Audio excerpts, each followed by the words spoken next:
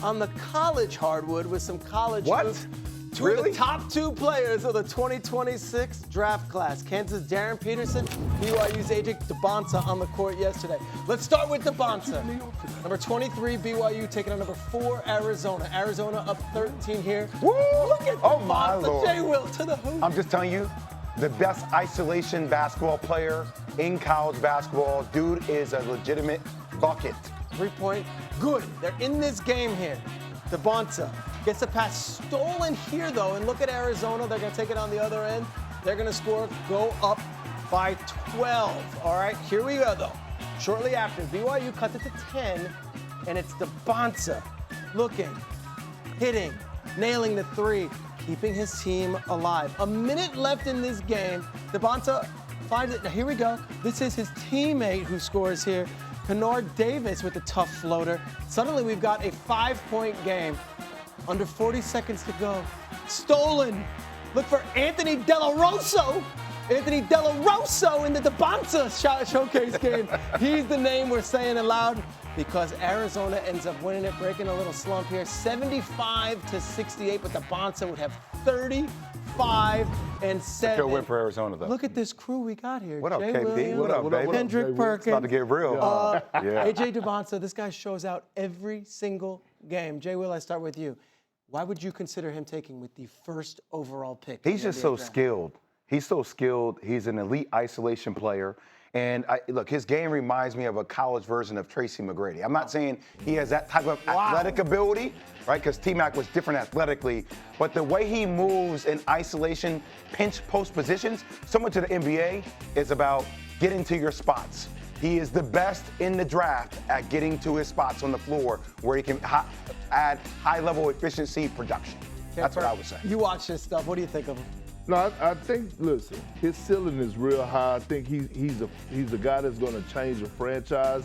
When I look at him, I'm like, he almost had the complete package right offensively. It's, you know, he always can improve for as a shooter, but I'm looking at where he could get better at defensively, right? Because he hangs out on the perimeter a lot. He's going to have to be able to slide those puppies, like a la Cooper Flag. You know what I'm saying? Cooper Flag going 1 through 5. But again, he's young. He's going to have time to grow, but he's special. Okay. It's a concern, but I thought we were past it, but obviously we're not. But it's certainly a concern, and you know, you get into the NCAA tournament and you're playing a team just as good as you, and you need to have all your best players available, so to speak. So. Yeah, all it takes is for one day like that to derail not only a game but a season. So yeah, it's concerning, but I do think we're making progress with it. His talent is unquestionable. It's elite, but it don't feel like he really wants to be there. It doesn't feel, and maybe this is a byproduct, KP, of when kids get paid NIL and they get money up front, right? If that's the way it goes, it's like, well, if I don't want to be here, I get my money up front. Then I can check out when I want to check out. That's what this feels like. I don't know if it is that, but damn sure on paper, it looks like that. Well, I'm going to tell you this. Bill Self better than me because I would have been got on his ass like back pockets. We would have been moving some furniture. There's no way in hell I go and recruit you. I pay you the dollars that I'm paying you, and you come and you act the way that you're acting, meaning like not showing up, thinking that we're doing things on your terms. Again, this is not, I don't look at this as college basketball anymore. Once you start getting paid, this is your job. And so I'm starting to think, you know, I want to get to the root of the problem. Who is in his corner telling him what he needs to hear? Who is representing him, right? Who's telling him to do these things? Because I can't blame an 18, 19-year-old kid, or young man, should I say, for acting this way, right? What he did last night was disturbing. You could see it all on Bill Self's face. I mean, you know what I'm saying? It was frustration all over it. And the last part I'm gonna harp on is guys like this that don't fulfill their obligations and ruin it for everybody else. Interesting. We wasn't having this conversation last year about Cooper Flag. No, we were not. Cooper Flag was showing up and showing out every single time. And he probably got paid $20+ million at Duke. To your point, KP. Half of it came from you. Yeah, no, it didn't come from me, but I know the collective in which it did come from, though. But I will say this. So here's what we need to stop doing nationally for everybody. Yo, there are 18, 19-year-olds, 20-year-olds in the NBA, right? Like, it's not, they aren't kids. Like, we are talking about professional basketball players now. Yep. This is no more, he's just trying to figure. Kids are coming to, you're talking about young adults coming to programs with agents, with accountants, with managers. They are getting paid handsomely.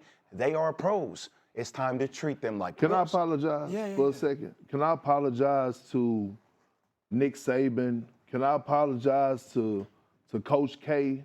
Because I was very, on the player side towards them getting paid. I understand now why they walked away from the game of basketball. Yeah. Nobody want to deal with this. And then how do you keep a guy like that engaged when you got to recruit the next guy the following year and you got to pay him too? Well, here I am. We're talking about it, and I'm sitting here in New York City in a suit and tie. But, when Bill Self's referencing the NCAA tournament, do you get the feeling that Darryn Peterson's concerned about Kansas and the NCAA tournament? Or do you feel like he's more concerned about my NBA future and my future earnings? Oh, it's the latter. It's not even a question. That's blatantly obvious. That's been obvious throughout the course of the entire season.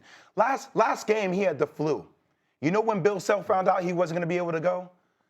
5 minutes before the game. Right. Hey, I can't go. Now, KP, you and I have been hoopers our whole life.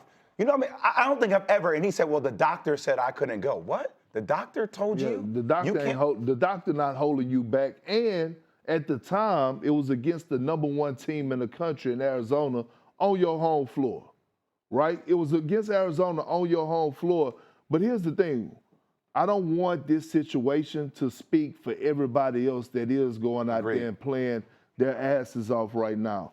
A la Darius A. Jr., AJ Dybantsa, the kid Flemings from U of H. Boozer, Duke. Boozer, yeah, all these guys are coming out and competing. But this is a situation right here where it's just like, hey, man, if I had to give some advice to these young fellas, get some people in your corner that's going to do right by you and tell you what you need to hear, not what you want to hear.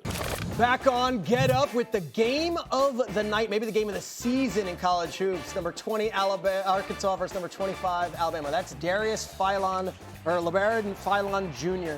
We call him Philon. We're like a little making the band reference. Here we go. Taking it up the court here. This is Darius A. Jr. You were saying before in the commercial break, Jay Will, you love this guy's game. I do. I think it's a top 10 pick in the draft. KP, what did you say about him? I'll tell you in a minute. Ooh, tease. That is a tease. Right there is a three-pointer. And right now we've got a ball game. 105-105. What? Teams exchange free throws. Here's A. Jr. Cannot get the shot to fall. We go to double overtime. A. Jr., by the way, would have 49 points last night. Under a minute left, double overtime. Philon Jr. looking. Finds an open Millette in the corner for three. It's good. Alabama goes up 4 with 46 seconds left to go. Closing seconds. Coach Cal's drawing it up. Razorbacks down 2. A. Jr. gets to the basket. Misses it. That's what he's doing. Misses the putback. Got to finish that. Double overtime game. Alabama wins 117-115. Look at this opportunity by Ewan. That would have sent it to triple overtime. Philon Jr. had 35. We told you A-Cup, he had 49. And what a Saturday hoop spectacular for you. Jay boy. All over this. Second-ranked Houston hosts fourth-ranked Arizona at 3 Eastern on ABC, then on ESPN. Number 1 Michigan against number 3 Duke in Washington, D.C. at 6:30 p.m. Then you got Kentucky, Auburn at 8:30, and we cap it all off with A.J. Dybantsa. Number 23 BYU hosting Iowa State, who had a huge win. This guy shows out every single game. And as much as we talk about other players in college hoops, make the case for A.J. Dybantsa being the first overall pick. Well, look, I mean, 6'9", he gets to certain positions on the floor. His game is already built to be a legitimate pro.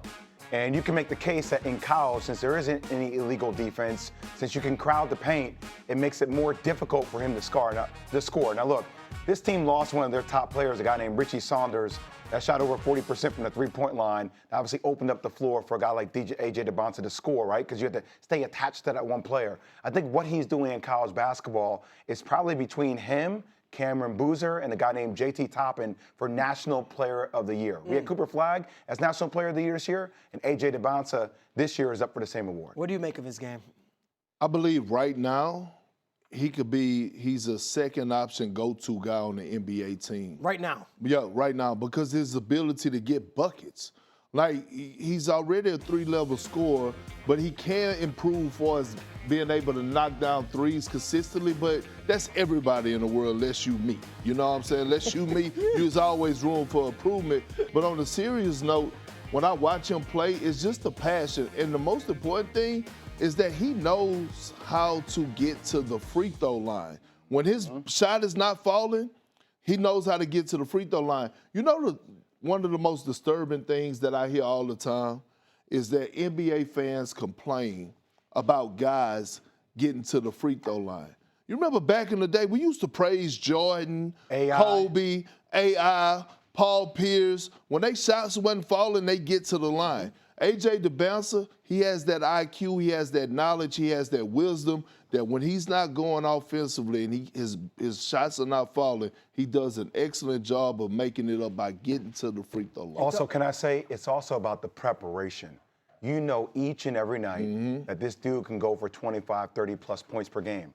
That is not the case about the person we're about to talk about next. Great segue. And Jay, we've seen Bill Self for 3 decades talk. I don't know if I've ever seen him so frustrated and visibly just at ends as in that press conference. KP, I'm going to allow you to take Darryn Peterson on this one.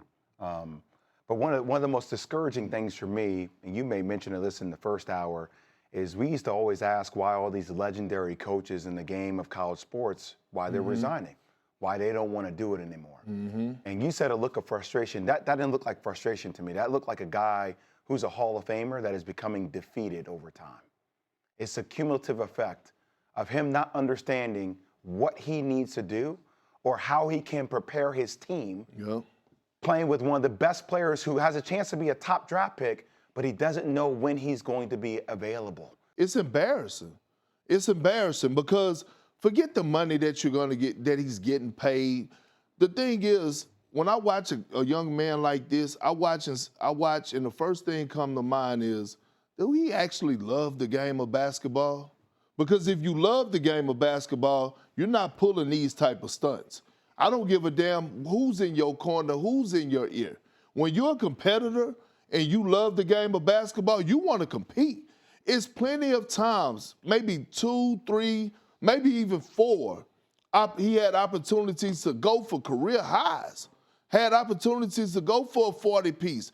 If I'm a friend of the program, I'm looking at it, and now I'm kind of giving, Bill Self the side eye. 1,000%. Like, who is this we done invested millions of dollars on that is cheating our program, that guys like Kirk Heinrich and Nick Collison, Paul Pierce came before him and laid it all out on the line?